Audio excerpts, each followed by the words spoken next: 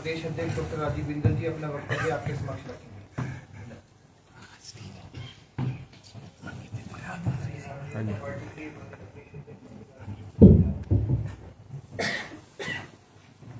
Media के सभी साथियों को सादर नमस्कार। आप सबका बहुत बहुत धन्यवाद। आपने वायदा करके, घोषणा करके सत्ता में आई और वो घोषणा बहुत जोरदार तरीके से की गई थी। उस घोषणा को पूरे हिमाचल प्रदेश के गांव-गांव की दीवारों पर छापा गया था और ऑयल पेंट के साथ प्रदेश की हजारों दीवारों के ऊपर वो गारंटी लिखी गई थी और आज भी वो गारंटी प्रदेश की दीवारों के ऊपर लिखी हुई है और सॉफ्ट कॉपी आप सब लोगों के मोबाइल में है। वो है, कांग्रेस की सरकार सत्ता में आएगी, 1 लाख सरकारी नौकरी पहले दिन दी जाएगी। और उसको कहते समय उसके सपोर्ट में कहा गया, बहन प्रियंका जी ने कहा 67,000 पद खाली है, 63,000 सृजित किए जाएंगे, 1 लाख नौकरी, 5 लाख रोजगार वो पहली कैबिनेट में दिए जाएंगे। और उसके बाद फिर सभी नेताओं ने अपने अपने अंदाज में उसको कहा 1 लाख नौकरी मिलेगी, पक्की मिलेगी, ठोक बजा के मिलेगी, पेंशन वाली मिलेगी, आउटसोर्स नहीं मिलेगी। अब 3 साल होने को आए। अब इस सरकार के 3 साल होने के जब समय आ गया तो एक नया ड्रामा पैदा हुआ है, वो है 2 साल का। देना कुछ भी नहीं, यानी नौकरी शौकरी कुछ नहीं देनी है। एक नया ड्रामा है कि 2 साल के लिए व्यक्ति को और अप्रेंटिस रखा जाए, ट्रेनी रखा, और उसमें क्या मिलेगा क्या नहीं मिलेगा, उसके बाद क्या होगा क्या नहीं होगा, अधिकारी कुछ लिखते हैं, मुख्यमंत्री जी कुछ कहते हैं, कोई कुछ और कहता है।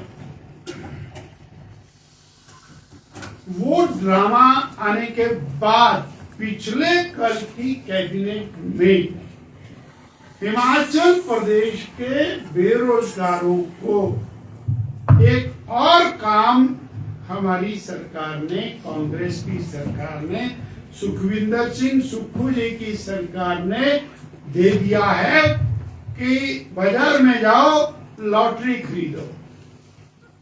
उस लॉटरी से आपको पैसा मिलेगा और वो सरकारी लॉटरी है और वो लॉटरी बहुत दमदार है क्योंकि वो सुक्खू सरकार की लॉटरी है, वो लगेगी। लॉटरी खरीदो, लॉटरी बेचो, बसों में जाओ और आ जाओ, ले लो लॉटरी, ले लो लॉटरी, ले लो लॉटरी, लॉटरी बेचो और लॉटरी खरीदो। ये है कांग्रेस सरकार की, सुखविंदर सरकार की और इनकी कैबिनेट के सारे मंत्रियों को एलिगेट कर रहा हूं मैं, नॉट ओनली सुखविंदर सिंह सुक्खू, क्योंकि फैसला कैबिनेट ने किया है और सारे मंत्री उस कैबिनेट के अंदर बैठ करके इन बेरोजगारों के साथ ये भद्दा मजाक इन्होंने किया है। आओ सुक्खू भाई की लॉटरी खरीदो, सुक्खू भाई की लॉटरी बेचो। बहुत शर्मनाक, बहुत निंदनीय। और जहां माननीय मुख्यमंत्री जी इस प्रकार की प्रदेश को डिरेल करने के फैसले के लिए जिम्मेवार हैं, इनकी पूरी की पूरी कैबिनेट वो पूरी तरह से जिम्मेवार है। आया कि सवाल खड़ा होता है, सन 2000 में लॉटरी क्यों बंद हुई? उससे पहले चलती थी। अल्टीमेटली प्रदेश की जनता ने कोई आवाज उठाई होगी। वो बंद होने के बाद 2004 में शुरू हुई और 2007 में फिर बंद हुई। उसके कोई साइड इफेक्ट जनता ने देखे होंगे और 7 के बाद अब 2025 में शुरू हो रही है। दुनिया आगे को जा रही है, हिमाचल लॉटरी पर जा रहा है। जरा एक बार कल्पना करके देखें, मनुष्य जिसको अपनी मेहनत के साथ आगे बढ़ना है, उसको मेहनत से हटा करके और लॉटरी के रूप में एक ऐसा और भाग्य विधाता का चैनल खोल करके दे रहे हैं ताकि हिमाचल का बेरोजगार पेपरों की तैयारी ना करे, हिमाचल का बेरोजगार और सरकारी नौकरी, प्राइवेट रोजगार या फिर और कुछ ना करे। ये बहुत निंदनीय है।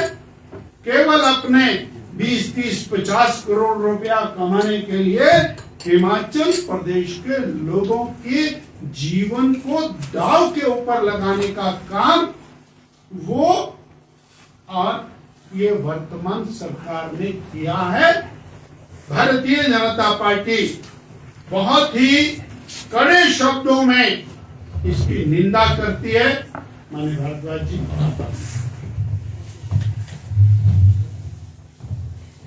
और हिमाचल प्रदेश के लिए किसी भी तरह से ये हितकर नहीं है। ये वर्तमान सरकार जो बेरोजगार,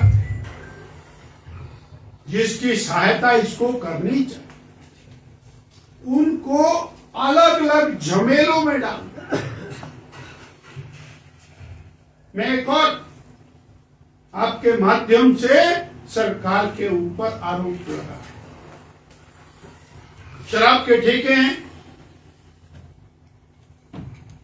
रात को 8 बजे जाइए, आप पूरे हिमाचल में गाड़ी लेकर के घूम जाइए, बड़े बड़े नेशनल हाईवेज के ऊपर पीडब्ल्यूडी की, नेशनल हाईवे की और पीडब्ल्यूडी की जमीनों के ऊपर बहुत बड़े बड़े ठेके बन गए। सरकारी जमीन पर प्राइवेट ठेका, और उसमें बहुत बड़ी बड़ी लाइटें चमकती हैं, जैसे सबसे बड़ा हिमाचल का मंदिर आ गया है, दूर से नजर आता है वो ठेका सरकारी जमीन के ऊपर। एक मक्खी भूनने वाला अगर वहां बैठा होगा तो उसका चालान हो जाएगा, उसका सामान उठा करके फेंक दिया जाएगा। परंतु जिसने 100 फुट लंबा और 20 फुट चौड़ा ठेका और अहाता बनाया है पीडब्ल्यूडी की जमीन पर, प्रदेश को और लॉटरी का नशा, शराब का नशा, चिट्टे का नशा, और अब कुछ और मैंने सुना है भांग का भी कुछ तैयारी होगी। सर्वथा निंदनीय है और हम इस लॉटरी की शुरुआत की कड़े शब्दों में भर्त्सना करते हैं, निंदा करते हैं, और ये हिमाचल के और लोगों के साथ, जनता के साथ बहुत बड़ा खिलवाड़ है। ऐसा होता आया है कि व्यक्ति तनख्वाह लेकर के आया और पूरी तनख्वाह लॉटरी के टिकट खरीद करके और घर में घरवाली को टिकट दे करके जा रहा है, अब तेरी लॉटरी निकलेगी, उससे ले आई वो आटा दाल चावल।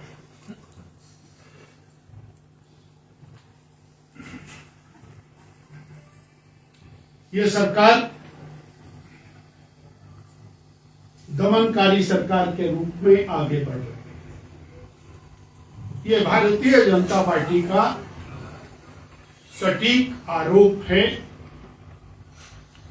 जहां 3 साल के अंदर हिमाचल प्रदेश को बैंकरप्सी पर जाकर के खड़ा कर दिया, हिमाचल प्रदेश का विकास बंद कर दिया, हिमाचल प्रदेश के बेरोजगार बहनों, किसानों सबको धोखा दिया है।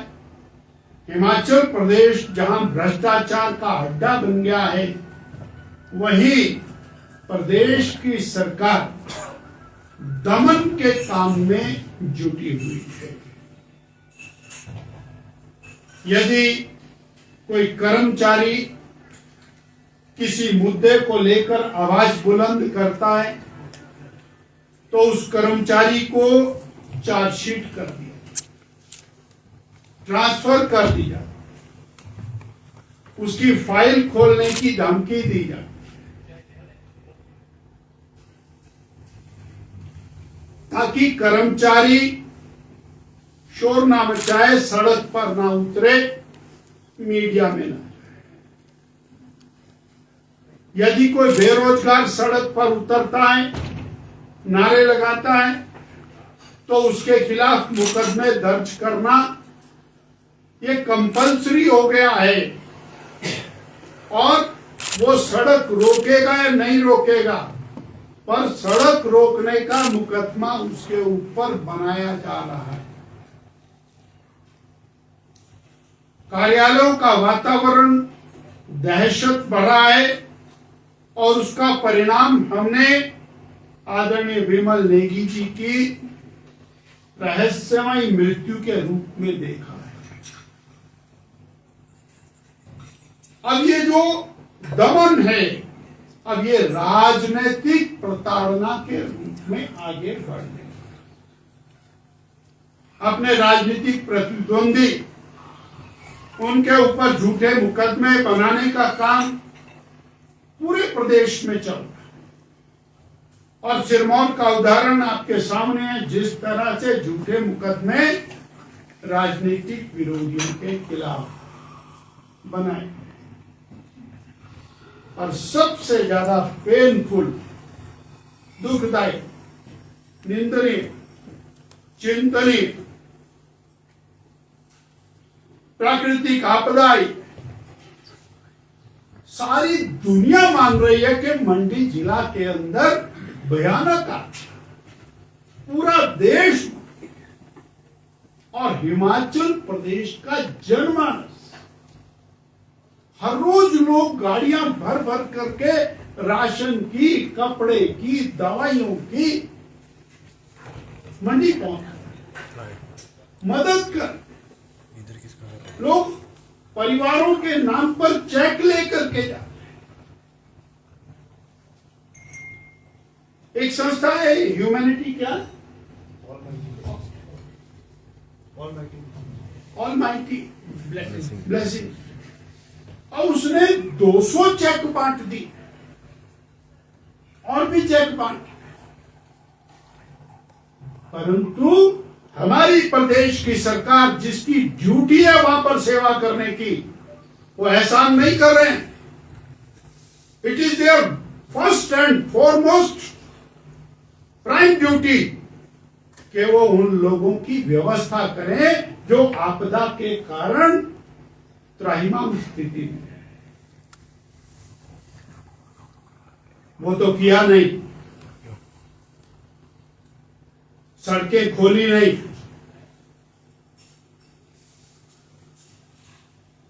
पीने का पानी ठीक किया नहीं,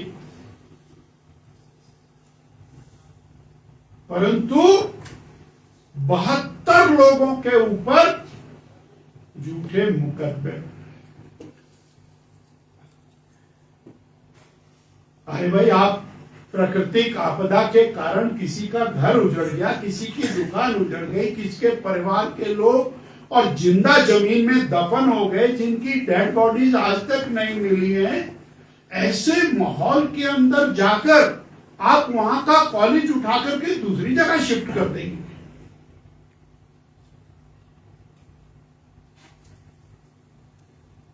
राहत लेकर के जाने की बजाय आफत लेकर के जाएंगे।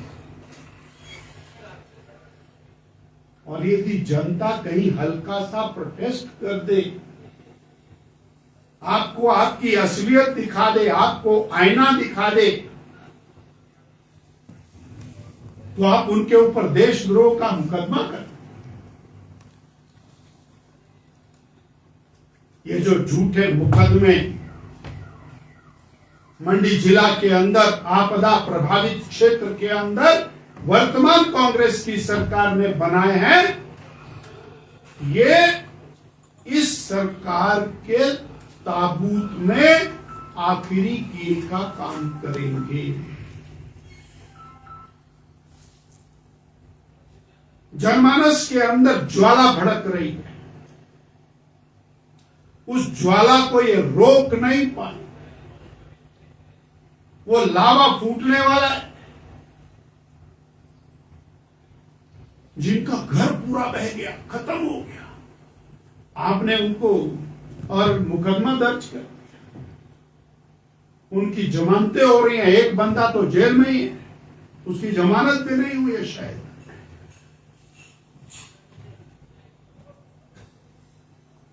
वो अपने घर को संभाले या फिर थाने में जाकर के हाजिरी लगाए। ये झूठा मुकदमे ये सरकार को वापस करने होंगे, ये धक्काशाही नहीं चले। तिरंगे की आड़ में मुकदमे बनाना, तिरंगा हमारी जान, तिरंगा हमारी शान, तिरंगे के लिए पूरा जीवन कुर्बान। परंतु आपदाग्रस्त क्षेत्र के अंदर जाकर और जनता को क्रश कर रहे हैं, ये स्वीकार्य नहीं। भारतीय जनता पार्टी इसका डट कर विरोध करती है और 6 तारीख को 6 अगस्त को मंडी में हम लोग इसके खिलाफ प्रदर्शन करेंगे।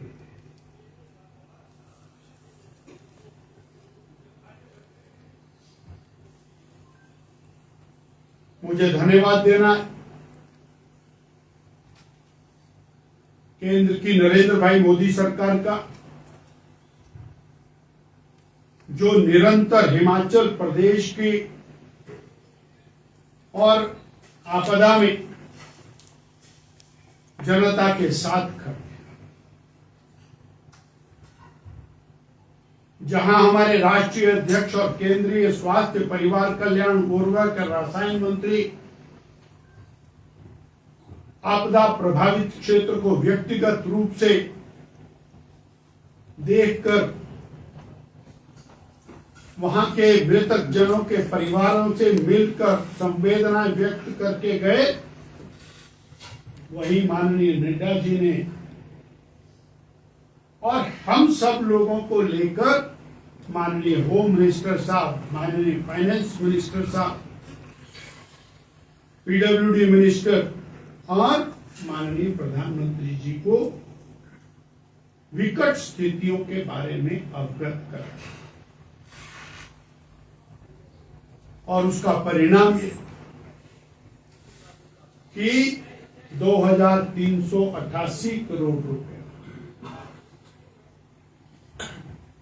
Disaster recovery and resilience strength project के रूप में वर्ल्ड बैंक से स्वीकृत,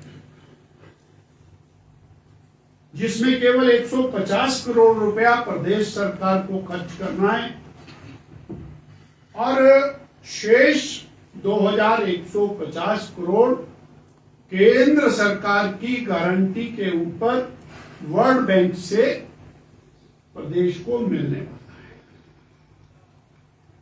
अगर हम इसको आपदा के साथ पुरानी राशियों के साथ जोड़ेंगे तो 5125 करोड़ रुपए की राहत पूर्व में स्वीकृत हुई है और ये 2388 करोड़ रुपया जो पिछले कल परसों इसकी स्वीकृति हुई है, ये 7513 करोड़ रुपया प्रदेश सरकार के लिए स्वीकृत है। मनरेगा इसके अतिरिक्त सड़कों की रिपेयर मेंटेनेंस का पैसा इसके अतिरिक्त लगभग 1 लाख गरीबों के जो घर बनाने के लिए पैसा दिया वो इसके अतिरिक्त 4 लेन नेशनल हाईवेज की जो क्षति हुई है उसकी पूरी की पूरी जिम्मेवारी केंद्र ने अपने सिर पर ली। बीआरओ बॉर्डर रोड ऑर्गेनाइजेशन की सड़कों की जो क्षति हुई है उसकी जिम्मेवारी पूरी तरह से और केंद्र सरकार ने अपने ऊपर ली। इवन भाखड़ा व्यास मैनेजमेंट बोर्ड के साथ जुड़े हुए जो सड़क और पुलों के मामले हैं उसमें भी केंद्रीय विद्युत मंत्री मनोहर लाल जी से मिलकर और बीबीएमबी को आदेश कराया है कि वो इसमें इंटरवीन करके अलग से सहयोग करें। अर्थात केंद्र की सरकार हिमाचल प्रदेश के प्रति गंभीर है। पर हम एक सवाल जरूर पूछना चाहें कि 2023 में आपदा के कारण भारी नुकसान हुआ, 2024 में रामपुर, कुल्लू और आनी के क्षेत्र में नुकसान हुआ और 2025 में हमारे सामने है मंडी जिला में नुकसान हुआ। प्रदेश की सरकार ने पैकेज तो अनाउंस किया और उस पैकेज को लेकर वो छाती तो ठोक रहे हैं अपनी कि हमने बड़ा पैकेज दिया, पर प्रदेश की सरकार ने उस पैकेज में कितनी राशि दी है, प्रदेश की सरकार से, प्रदेश के हेड से एक बहुत बड़ा सवाल है। और हम ये जानना चाहते कि पूर्ववर्ती सरकारों की तुलना में पैकेज को बढ़ाया हुआ तो दिखाया, पर प्रदेश ने अपने हेड से आपदा राहत में राशियां नहीं मुहैया कराई, ये हम कहें। जो कैग की रिपोर्ट है, वो कैग की report eye opener, subject to correction, मैं ऑथेंटिक नहीं कह रहा, मेरी जानकारी के अनुसार 22-23, 23-24 और 24-25 तीनों वर्षों के अंदर 47 करोड़, 49 करोड़ और 50 करोड़ यानी लगभग 150 करोड़ रुपया प्रदेश की सरकार ने स्वीकृत किया है। केवल अर्थात केंद्र की सरकार बड़ी मात्रा में सहयोग के लिए खड़ी है और आगे भी खड़ी होगी, ऐसा केंद्र ने विश्वास दिया है। वो प्रदेश के माननीय मुख्यमंत्री जी उनके पास गए हों, प्रदेश के अन्य मंत्री गए हों, नेता प्रतिपक्ष हम लोग सब लोग गए हों, केंद्र ने पूरी तरह आश्वस्त भी किया है और उसमें सहयोग भी जारी किया है। मेरा पुनः एक बार लॉटरी शुरू करने के लिए प्रदेश की सरकार पुनर्विचार करे, ये जनता के हित में नहीं है, प्रदेश के हित में नहीं। जगह जगह बड़े बड़े ठेके हाईवेज के ऊपर, पीडब्ल्यूडी लैंड के ऊपर बनाए गए हैं, जो नियमों का पूरी तरह से उल्लंघन है, उसके ऊपर पुनर्विचार करें और ये नशे की प्रवृत्ति से लोगों को हटाने की बात ये जरूरी है।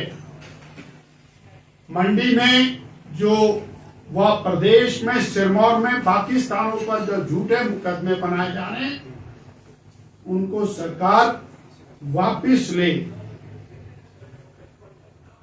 और राहत कार्यों के अंदर तेजी लाए। इतनी बात मैंने आपसे साझा करनी थी, वो मैंने की है। आपका बहुत बहुत धन्यवाद और आभार।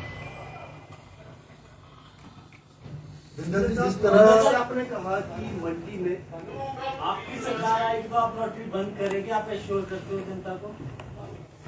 भारतीय जनता पार्टी की सरकार 1998 में बनी और बीजेपी की सरकार बनते ही तात्कालिक मुख्यमंत्री श्री प्रेम कुमार धूमल जी ने लॉटरी को पूरी तरह से प्रतिबंधित किया और उसके बाद 2004 में कांग्रेस की सरकार बनने पर पुनः शुरू हुई, परंतु तात्कालिक मुख्यमंत्री श्री वीरभद्र सिंह जी ने भी प्रदेश हित में 2007 में इसको लॉटरी को बंद किया और भारतीय जनता पार्टी इस बात के लिए वचनबद्ध है कि इस प्रकार की कोई भी गतिविधि जो हमारे प्रदेश के बेरोजगारों को, युवकों को, युवतियों को, हमारे जनमानस को भ्रमित करने वाली चीज है, उसको हम नहीं चलने देंगे। हम कृत संकल्प। बिंदल जी, आपने मेरा एक सवाल छोटा सा ले लो सर। एक सेकंड, कोई बिंदल जी, जिस तरह आपने प्रदेश सरकार की विफलताओं का व्याख्यान किया, तो आने वाले टाइम में भाजपा के प्रदेश स्तर पर कोई बड़ा विरोध प्रदर्शन या कोई ऐसे आंदोलन प्रदेश सरकार की विफलताएं तो मैंने अभी गिनाई नहीं सर, वो तो इतनी सारी हैं कि उसमें तो पूरा दिन चाहिए। और भारतीय जनता पार्टी पहले साल से निरंतर जन जागरण अभियान में लगी है और हम चाहे वो सड़कों पर उतरकर धरने से, प्रदर्शन से, बूथों में संपर्क के माध्यम से जन जागरण अभियान में निरंतर लगे हुए हैं और हम समाज का, प्रदेश का प्रबोधन करते रहेंगे, ये विश्वास। बिंदु साहब, जब प्रदेश सरकार को सत्ता में लगभग 2.5 या 3 महीने हुए थे तो भाजपा संस्थान बंद करने के मुद्दे पर सड़कों पर थी। आज आपने भी कहा कि 3 साल पूरे होने वाले हैं, क्या भाजपा का स्टैंड से बदला है या फिर बीजेपी भी चुप हो गई है? वो एक मुद्दे पर आपने कहा का प्रदर्शन होगा, क्या संस्थान बंद करने से? और बहुत सारे मुद्दे भी आपने गिनाए। आपका बहुत धन्यवाद। मैं वो भी लिख करके लाया था और मुझे लगा कि मामला काफी हो गया, तो स्कूल बंद करना और स्कूल बंद करके मुख्यमंत्री जी द्वारा और शिक्षा मंत्री जी द्वारा अपनी छाती ठोक करके कहना कि हमने स्कूल बंद कर दिया इसलिए शिक्षा में सुधार हो गया। 2000 स्कूल बंद हो गए। मैं हैरान होता हूं, अभी सिरमौर जिला का जहां से आप आते हैं वहां का एक स्कूल बंद करने का नोटिफिकेशन हुआ।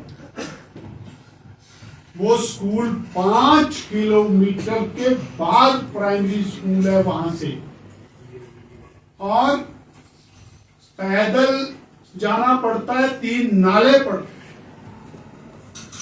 और वो 5 बच्चे उस स्कूल में थे, वो स्कूल बंद कर दिया और बंद करके वो 5 बच्चे अब बहुत मुश्किल के साथ एक प्राइवेट व्यक्ति की मदद लेकर के 5 किलोमीटर दूर के स्कूल में पहुंच रहे हैं और सरकार क्लेम कर रही है कि 100% बच्चे पढ़ रहे हैं, किसी न किसी रूप में पढ़ रहे हैं, वो प्राइवेट संस्थानों के अंदर जाकर शिक्षा प्राप्त करने के लिए मजबूर हैं। इसका जो आफ्टर इफेक्ट हुआ है वो और भयानक है। 1,50,000 पद जो सृजित थे वो समाप्त कर दिए, 2000 संस्थान बंद कर दिए, वहां के भी पद समाप्त हो गए और भर्तियां बंद हो गई जो सरकार का सैलरी हेड था वो घट करके 25% डाउन हो गया और सरकार के पास माकूल पैसे की बचत हो गई, उसके बावजूद प्रदेश का विकास कार्य नहीं कर रहे हैं। पिछले 3 साल के अंदर, पौने 3 साल में भर्तियां नहीं हुई हैं और लगभग 30,000 कर्मचारी रिटायर हुए।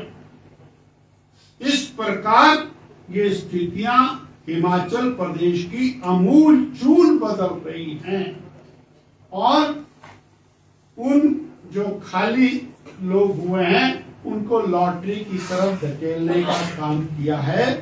संस्थानों को बंद करने के खिलाफ भारतीय जनता पार्टी विधानसभा के पिछले सत्र के अंदर ही और शिमला का और धर्मशाला का हमने घेराव किया था।